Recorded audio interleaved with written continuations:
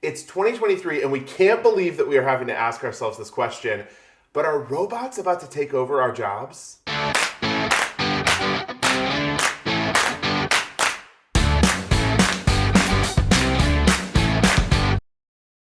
Hey everyone, what's up? My name is Jordan. And I'm Jared. And this is JJ Cruise. Thank you so much for clicking on the video today.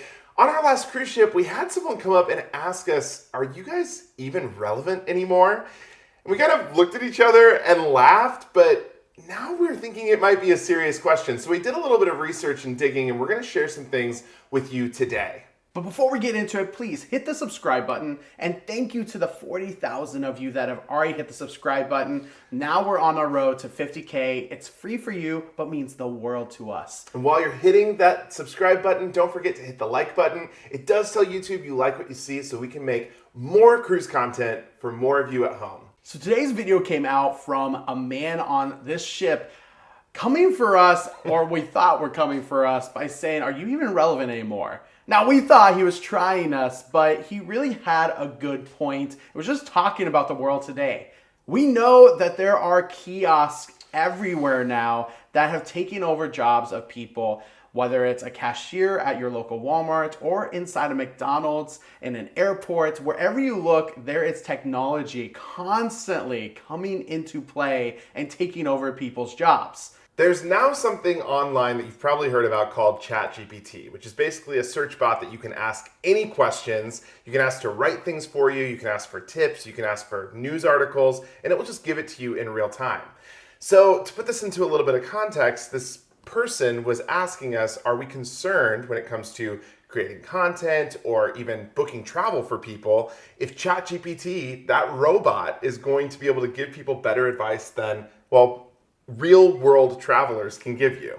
Now, we of course have our reasons why travel agents and even YouTubers today are going to be relevant for the test of time. But we wanted to start off with our top 5 tips that we asked ChatGPT for cruisers. The top 5 tips for your first cruise vacation.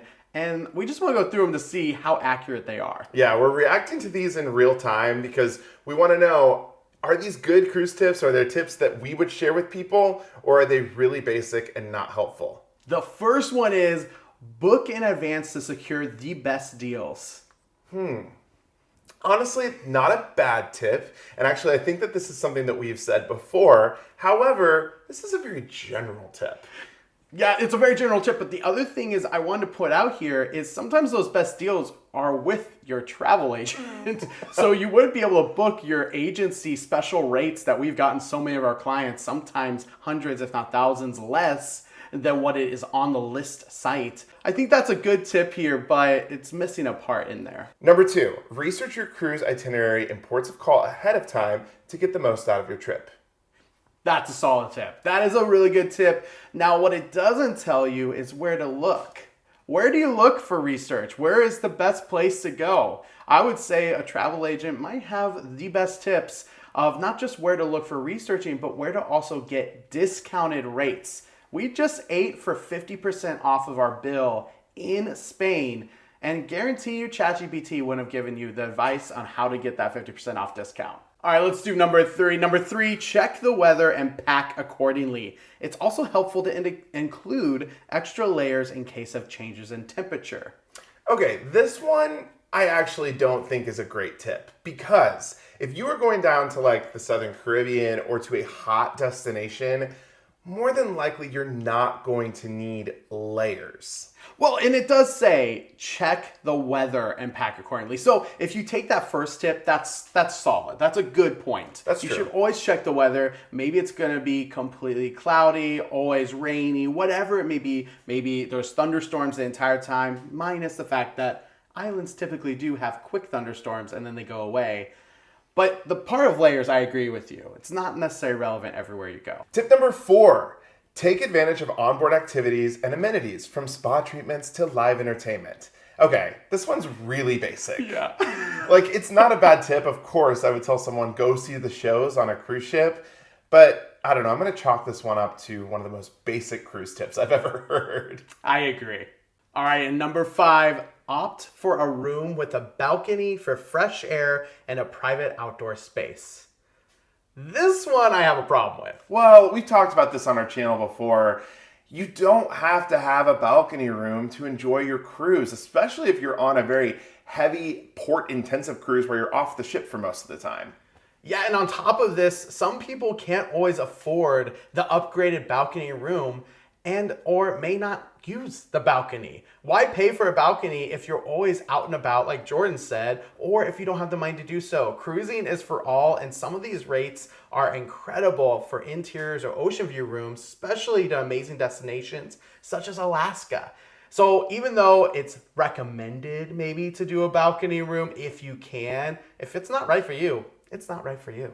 Overall, I think that these 5 tips were not bad tips, but they're very, very general with no details. And honestly, if you just kind of took them for what they were worth and didn't do any additional research, they're probably not going to be the most helpful cruise tips in the world. I'm not too scared that ChatGPT or any technology is going to take over us anytime soon.